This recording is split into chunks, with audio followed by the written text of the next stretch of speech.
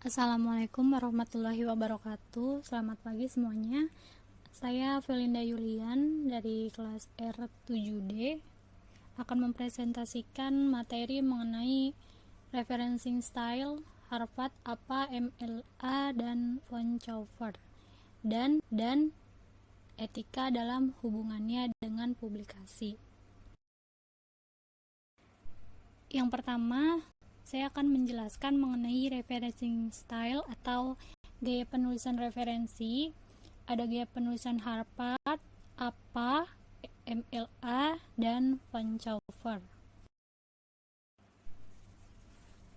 Penulisan gaya referensi atau daftar pustaka menggunakan format Harvard Style dijelaskan bahwa dalam panduan PKMI 2005, penulisan daftar pustaka menggunakan format Harvard adalah sebagai berikut. Yang pertama, menggunakan nama penulis dan tahun publikasi dengan urutan pemunculan berdasarkan nama penulis secara alfabetis. Yang kedua, publikasi dari penulis yang sama dan dalam tahun yang sama ditulis dengan cara menambahkan huruf A, B, atau C dan seterusnya, tepat di belakang tahun publikasi. Yang ketiga, alamat internet ditulis menggunakan huruf italik. Nah, dalam tabel disajikan contoh penulisan daftar pustaka menggunakan Harvard Style.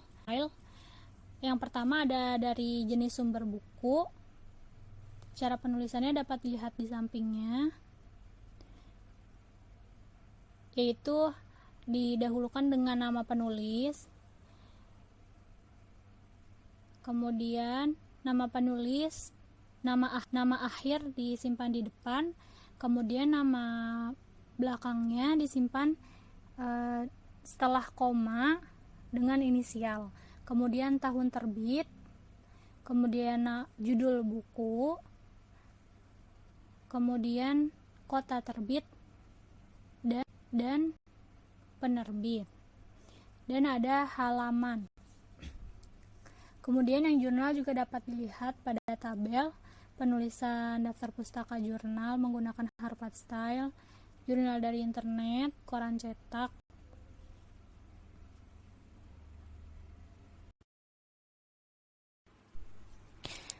Selanjutnya, gaya penulisan daftar pustaka menggunakan format APA, yaitu kependekan dari American Psychological Association. Menurut Surahman 2016, ada beberapa ciri gaya penulisan sitiran dari APA style, yaitu yang pertama, daftar pustaka diurutkan alfabetis berdasarkan nama belakang penulis atau judul apabila tidak ada penulis. Yang kedua, nama depan penulis ditulis sebagai inisial. Yang ketiga, apabila ada penulis sama dalam daftar pustaka, ditulis berurutan dari tahun yang paling lama. Yang keempat, jika penulis sama dan tahun terbit sama, maka bisa ditambahkan huruf A, B, C setelah tahun. Nah, dapat dilihat dalam tabel contoh dari gaya penulisan daftar pustaka menggunakan APA style. Yang pertama ada dari jenis sumber buku.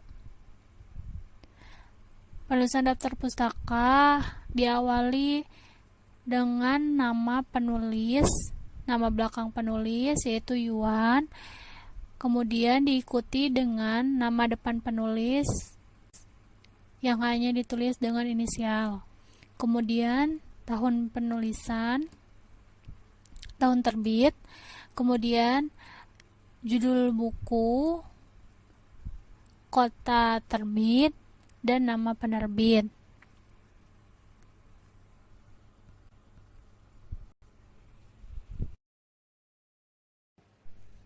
Kemudian, referencing style atau gaya penulisan referensi daftar pustaka menggunakan format MLA, kependekan dari Modern Language Association. Menurut Surahman 2016, ciri dalam gaya penulisan MLA style adalah yang pertama, nama penulis ditulis lengkap dengan nama belakang atau akhir dituliskan di depan. Yang kedua, tahun terbit diletakkan pada bagian akhir. Yang ketiga, Kutipan pada halaman cukup dengan menuliskan kata akhir dan nomor halaman kutipan. Yang keempat, pada beberapa media tertentu dapat ditambahkan informasi jenis media dan format, misal cetak, online, web, dan lain-lain. Yang kelima, pada sumber online cukup menampilkan tanggal, bulan, dan tahun diakses, tanpa menyebutkan sumber online-nya. Nah, dalam tabel disajikan contoh penulisan daftar pustaka menggunakan format MLA style dari jenis sumber buku.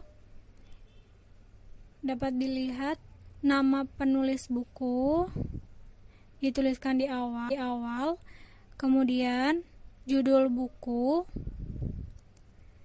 kemudian edisi buku, kemudian kota terbit,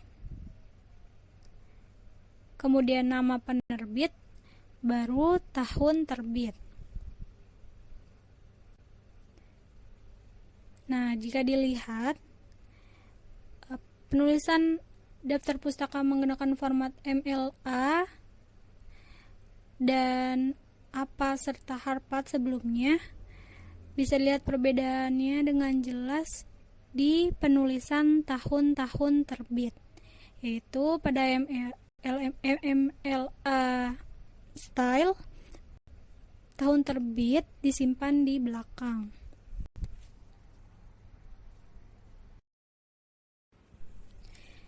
Yang terakhir, ada referencing style atau gaya penulisan daftar pustaka menggunakan format Van Sauver style.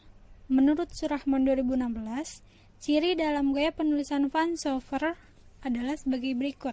Yang pertama, menggunakan bullet angka dan angka tersebut menjadi rujukan dalam sitasi sebuah karya tulis yang dibuat. Yang kedua, nomor rujukan atau referensi yang ada di dalam karya tulis itu harus sama dengan urutan penulis yang ada dalam daftar pustaka. Yang ketiga, tidak perlu mengurutkan tahun publikasi tulisan. Yang keempat, nama penulis tidak perlu diurutkan berdasarkan alfabetis. Contoh penulisan daftar pustaka menggunakan Van Sauver style dapat dilihat pada tabel.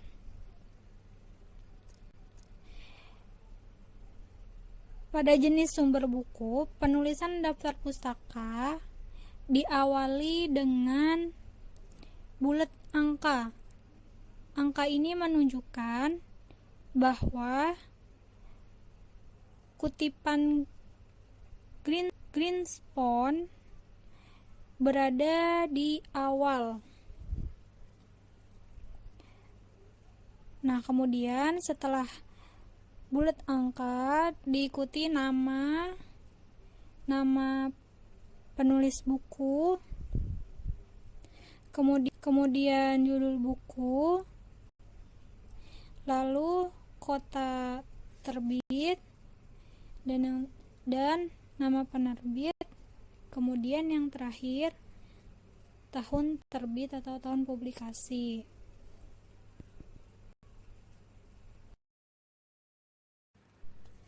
Selanjutnya, pembahasan yang kedua mengenai etika dalam hubungannya dengan publikasi.